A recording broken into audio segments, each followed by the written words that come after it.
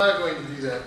And a couple things I wanted to bring tonight, and one of them is that these particular found texts, the internet's changed the way we do these. I assume some people are probably going to bring stuff that they found digitally, but as somebody who is a used book hoarder and collector, one of the things that I kind of enjoy is finding stuff that's been marked and used and abused by somebody personally before. Margin comments can be aggravating, but I have been reading this particular text, which I got over Christmas, this edition of Shame, because I thought I was getting a first edition, and I was.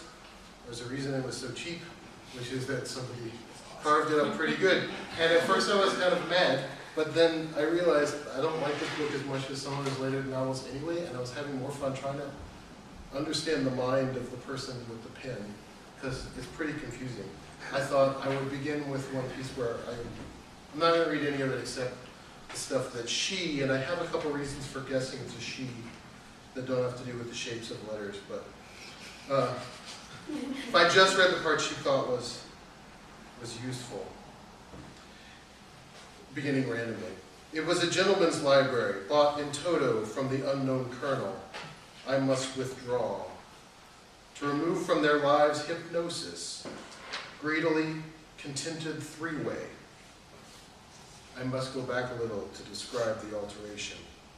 Pseudo-liberty of a zoo animal, who knows what? The rigidity of their barren, legitimizing actions. We renounced Angres double Dutch. Forbidden emotion. Charam. That's the word. That's obvious. Claim to seed. Hybrids. Hatred. Mother tongue. Plus a small aluminum etherizing box in which to murder frogs. So on for 500 pages. Anyway. Margin comments is what you just read? It's just stuff she's underlining, like, that she clearly, like, thinks, I don't know why people do this. I've never understood why people do this. When I was in college, I had a professor who told us that if we were to take literature seriously, we should carve our books up.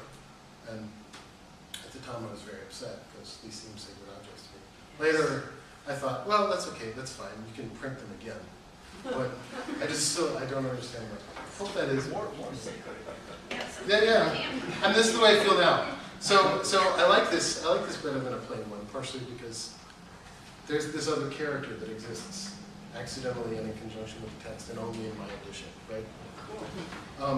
And what I like about this one, this is a guy named Danilo Kish who,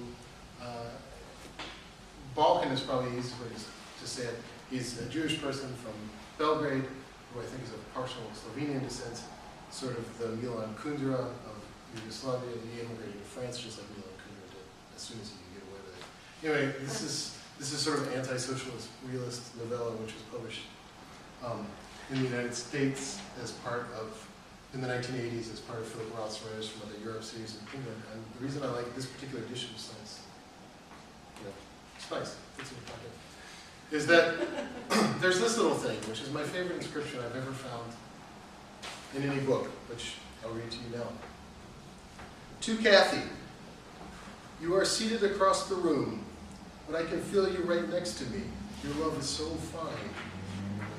This book is the only thing vaguely Russian I didn't know for sure you had read. Hope you haven't. Hope you do. Hope you like. I love you. Ned the Dolphin.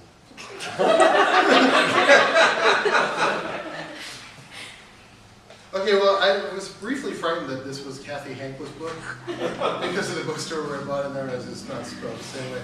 So I apologize to either Kathy or Ned if you're in that room tonight. I suspect not. So this is what I like about this, besides the fact that he writes pretty well. Your love is so fine, and it's what. Also, the dolphin. Who knows, right? So this exists. And then the other part is this. My wife said, this is such a touching and lovely inscription. And it's such a specific and excellent book. That only a few scenarios present themselves. One, because I bought this in a used bookstore, so that's the other part of the story, right? One, she kept the boy, because who doesn't, right? The dolphin. She kept the boy, but she hates the book. In which case, then you could have done better. Second, she kept the book, lost the boy, which isn't the one that it was because it ended up in this bookstore. So that's a different kind of woman. And the third is she neither wanted the book nor the boy.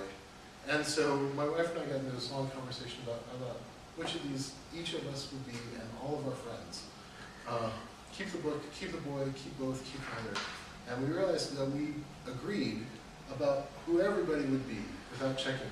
Because we'd say like, okay, our friend Melanie, and we both knew. Our friend John, we both knew. And anyway, that's why I like it. So, thanks.